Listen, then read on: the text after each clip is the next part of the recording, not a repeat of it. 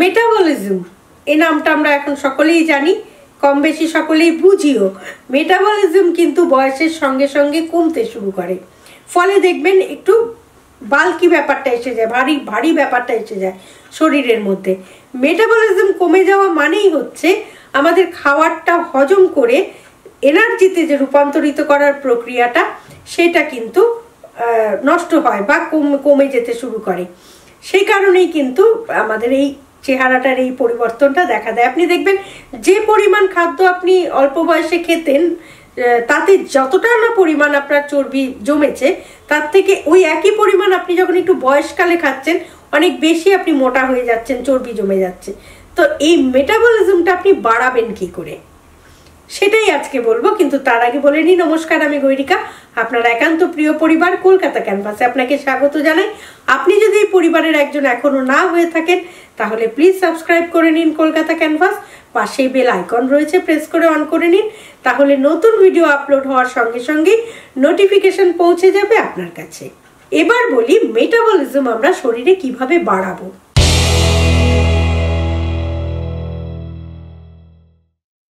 প্রথমেই বলি গ্রিন টির কথা।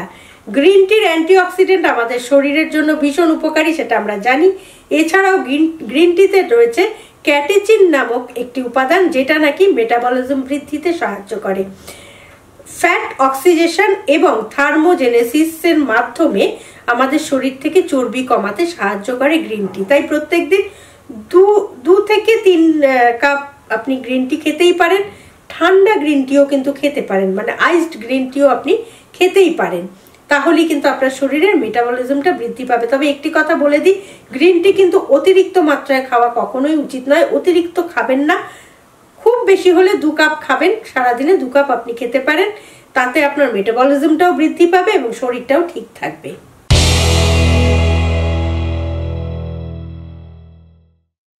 এবার বলি শরীর চর্চা অর্থাৎ ব্যায়াম। যারা ব্যায়াম করেন তাদের তো ঠিকই আছে, তাতেও যদি দেখেন যে একটু চেহারা বাল্কি হচ্ছে তাহলে ওটার পরিমাণটা আর একটু বাড়াতে হবে মেটাবলিজমটা বৃদ্ধির জন্য, চর্বি ঝরানোর জন্য।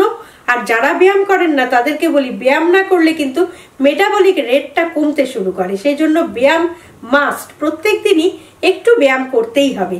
তাই শরীরকে ঠিক রাখতে ব্যায়াম অবশ্যই করুন।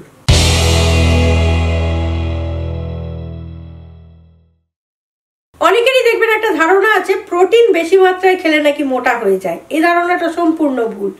বরং কার্বোহাইড্রেট বা ফ্যাট জাতীয় খাদ্য হজম করতে জানা সময় লাগে, তার থেকে অনেক বেশি সময় লাগে প্রোটিন। সে কারণেই আপনি যদি প্রোটিন সমৃদ্ধ খাদ্য ব্রেকফাস্টে রাখেন তাহলে আপনার পেটটা কিন্তু অনেকক্ষণ ধরেই ভরা থাকবে, সুতরাং খিদে পাবে না, বারে বারে খাওয়ার একটা ইচ্ছে জাগবে না, সে কারণে ওজনটা আপনার নিয়ন্ত্রণে থাকবে। সেই জন্য প্রোটিন সমৃদ্ধ খাবার খাওয়া খুবই জরুরি।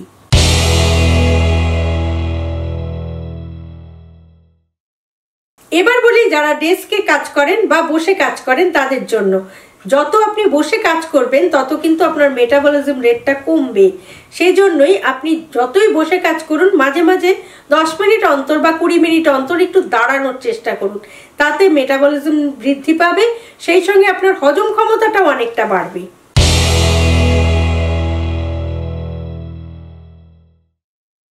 এবার বলি মাখন খেতে যারা ভালোবাসেন তাদের জন্য। মাখন কিন্তু খাওয়া চলবে না, তার পরিবর্তে নারকেল তেল খেতে পারেন, কারণ মাখনে থাকে দীর্ঘ চেইন ফ্যাট আর নারকেল তেলে থাকে মিডিয়াম চেইন ফ্যাট। সে কারণেই সেটা খাওয়া বেশি ভালো, কারণ ওই দীর্ঘ চেইন ফ্যাটটা কিন্তু আপনার হজম করতে কষ্টসাধ্য হবে এবং সেটা অনেক বেশি চর্বি তৈরি করে। সেই জন্য নারকেল তেল খাওয়াটা খুবই জরুরি, তাতে আপনার চর্বিটাও বেশি হবে না এবং সহজে হজমও হবে।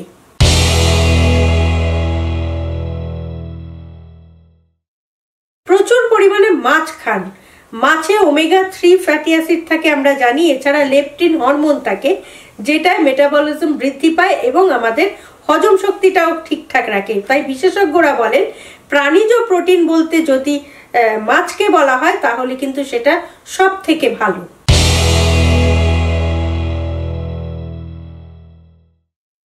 প্রত্যেকটা খাদ্যর মধ্যে একটু গোলমরিচ যদি দিতে পারেন, মানে যেগুলোতে যায় একটু স্পাইসি খাদ্য যেগুলো হয়, সাধারণত বেশি মশলা না দিয়ে যদি একটু গোলমরিচ বেশি দিতে পারেন তাহলে খুব ভালো।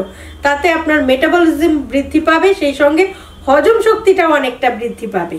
আর গোলমরিচে চর্বির পরিমাণটাও কিন্তু অনেকটা কমিয়ে দেয়, সে কারণেই চর্বি মুক্ত যদি শরীর চান তাহলে অবশ্যই গোলমরিচ খান।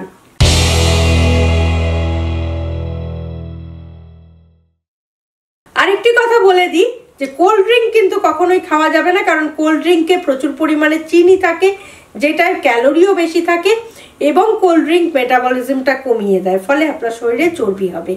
সুতরাং আজকের ভিডিও থেকে বোঝা গেল মেটাবলিজম বাড়াবো কিভাবে। খুব সহজ পদ্ধতি, এগুলো একটু করলেই হবে। আর মেটাবলিজম বাড়ানোর যে খুব জরুরি বা খুব প্রয়োজনীয়তা আছে সেটা তো আগেই বললাম।